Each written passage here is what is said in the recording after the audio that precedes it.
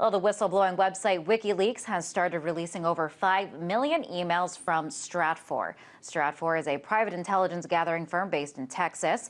Their clients range from big corporations to government agencies. WikiLeaks reportedly obtained the emails from the hacktivist group Anonymous. Now, while there hasn't been anything particularly groundbreaking released yet, the documents do reveal several huge corporations working with the intelligence firm. Regardless of what details come out of the emails, they do reveal yet another layer of something we bring much attention to here at RT, the massive and profitable military-industrial complex.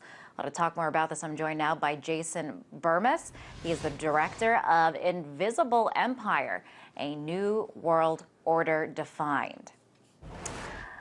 Hi, Jason. So big companies turning to Stratfor for intelligence information. So obviously there's quite a demand for their services. Is intelligence yet another piece of the military-industrial complex?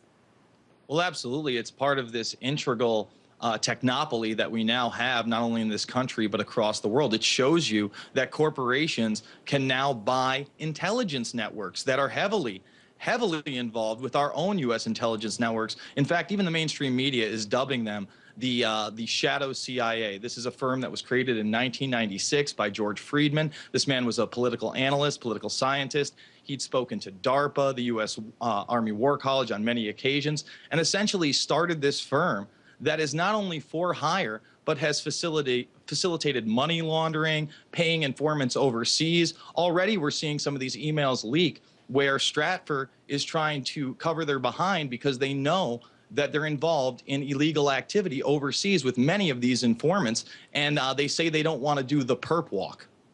And so obviously intelligence is a big business, as we are seeing from these leaked emails. It's a commodity, it seems, that now, can be bought and sold. Who is benefiting from this business? Well, just one of the names out there right now. Again, it's very early. There are over 5 million emails to comb through. But people like Dow Chemicals that can not only spy on their competition, but also protesters. And again, it's business for hire without prosecution. It's having a middleman. It's having what the intelligence networks out there like the NSA and the CIA call plausible deniability, because again, they're doing it through these third-party services. So you can have a large corporation like Dow be able to gather intelligence on regular American citizens with really zero repercussions. And who do you think should be most wary about these intelligence gathering agencies? In other words, who is most likely to be tracked and watched by these agencies? Well, unfortunately, in many cases, it's people like you and me. When we oppose the system, when we oppose the establishment, when we do speak up at our city hall meetings, when we are involved in getting into the political process, where, for example, in upstate New York right now, they're trying to do a lot of fracking, and intelligence gathering on individuals who oppose them would be beneficial to these companies. And we're seeing this more and more today. And I think this is a great thing that these things have been exposed, because now the common man is going to be aware that big companies can purchase intelligence on you and your family, on other corporations, on their competition in unfair business practices. And what about the argument that, if there's nothing particularly incriminating or I guess criminal behavior that would catch the attention of law enforcement, why should the average citizen be concerned if they're like, hey, I have nothing to hide?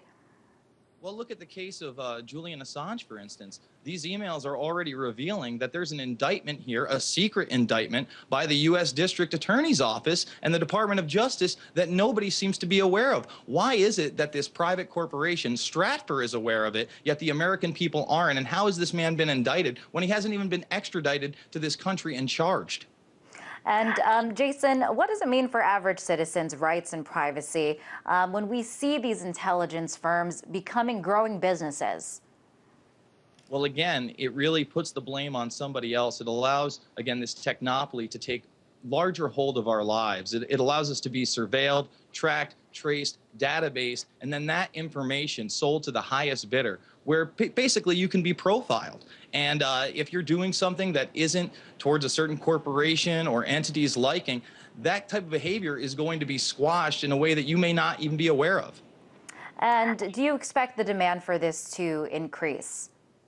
I think this is just the beginning. Again, this is a firm that's out of 1996. Ever since this security state has grown, we've seen the launch of fusion centers across the nation. And really, this is par for the course. This is the norm in today's society, and really how intelligence is sold off to the highest bidder. We no longer have a constitutional republic run by the people and for the people, but we have this technopoly run by corporations and the military-industrial complex.